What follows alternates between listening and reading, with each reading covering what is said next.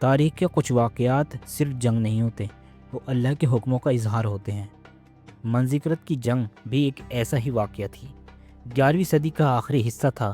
بازنطین سلطنت، جو صدیوں سے رومن قانون اور کرسچن قوت کی نشانی سمجھا جاتی تھی، ابھی بھی ظاہری طور پر طاقتور تھی، مگر اندر سے تھک چکی تھی۔ بازنطین سلطنت کے مقابلے میں سلجوق ترک تھے، مگر سلجوقیوں کے پاس وہ چیز تھی جو تاریخ میں سب سے زیادہ قیمتی سمجھی جاتی ہے، وہ تھی ڈائریکشن۔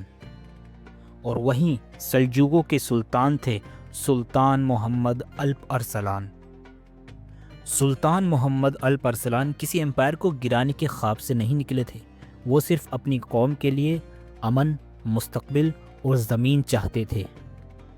جنگ سے پہلے روایت ملتی ہے کہ سلطان نے اپنی فوج کو جمع کیا اور ان سے مخاطب ہو کر نہ کوئی لمبا خطبہ، نہ کوئی جذباتی تقریر، بس اتنا کہا: جو یہاں سے پلٹ جائے، یعنی میدان جنگ چھوڑ کر چلا جائے، اس پر کوئی گرفت نہیں، اور جو میرے ساتھ رہے وہ یہ جان لے کہ میں آج ان کا کوئی امیر نہیں، صرف ایک ساتھی ہوں۔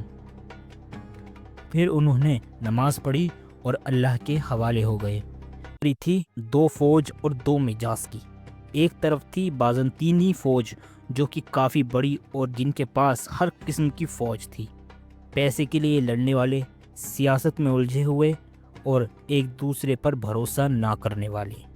اور دوسری طرف تھی سلجوقی فوج، جو کہ چھوٹی تھی مگر ایک دوسرے قدم، ان کا فیصلہ، ان کی حرکت سب ایک مرکز سے جڑی تھی۔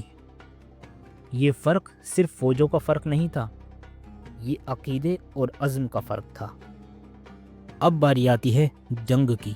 26 اگست سن 1071 ہجری جب صبح ہوئی، بازنطینی فوج آگے بڑھی، وہیں دوسری طرف سلجوق پیچھے ہٹنے لگے۔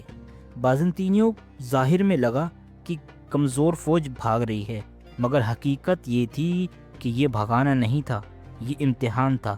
شام کے قریب جب بازنطینی لائن ٹوٹنے لگی اور حکم پہنچنا بند ہو گئے، اس وقت پلٹ کر حملہ ہوا، اور وہ پل آیا جب طاقت زیادہ ہونے کے باوجود بھی بازنطینیوں کا نظام بازنطینی ایمپرر رومانوس IV زندہ پکڑا گیا۔ یہ تاریخ کا سب سے عجیب منظر تھا کہ ایک سلطان کے سامنے ایک ایمپرر کھڑا تھا۔